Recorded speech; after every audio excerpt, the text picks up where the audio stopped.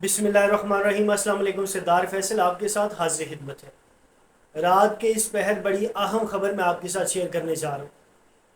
سردار تنویر الیاس جو سابق وزیر اعظم آزاد جموں اینڈ کشمیر ہے، بزنس ٹائکون ہے، ان کے حوالے سے بڑی اہم خبر رات کے اس پہر آئی ہے، میں آپ کے ساتھ شیئر کروں گا۔ لیکن اس سے پہلے میری تمام دوستوں سے گزارش ہے کہ آپ نے میری چینل کو سبسکرائب ضرور کرنا ہے، بیل آئیکن کو پریس کر دیجئے گا، لائک کمنٹ بھی کیجئے گا، ویڈیو آپ نے اینڈ تک ضرور دیکھنی ہے۔ سردار تنویر الیاس کو گرفتار کر لیا گیا ہے۔ کون سی پولیس نے گرفتار کیا ہے؟ فرسٹ جو ماؤتھ ہے اس سے یہ خبر ہمارے تک پہنچی ہے کہ جی جو تھانہ مارگلہ کی جو پولیس ہے ان کی طرف سے گرفتاری عمل میں لائی گئی ہے۔ گرفتاری کی وجہ کیا ہے وہ بھی چیزیں شارٹ میں آپ کے ساتھ شیئر کر دیتا ہوں۔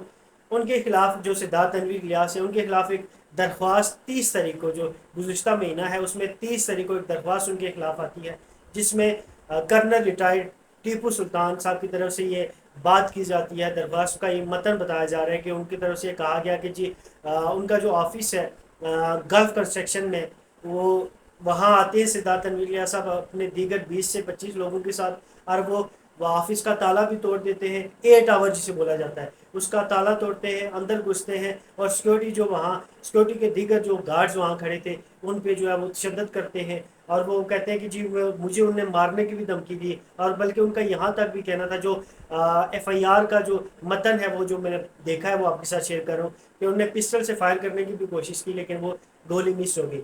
تو یہ بیسکلی طور پہ 30 تاریخ کی درخواست ایف آئی آر تھی جو ان کے خلاف کاٹی گئی تھی، اور اس پہ جو ہے وہ عمل درآمد آج کیا گیا ہے، اور آج سردار تنویر الیاس کو گرفتار کر لیا گیا۔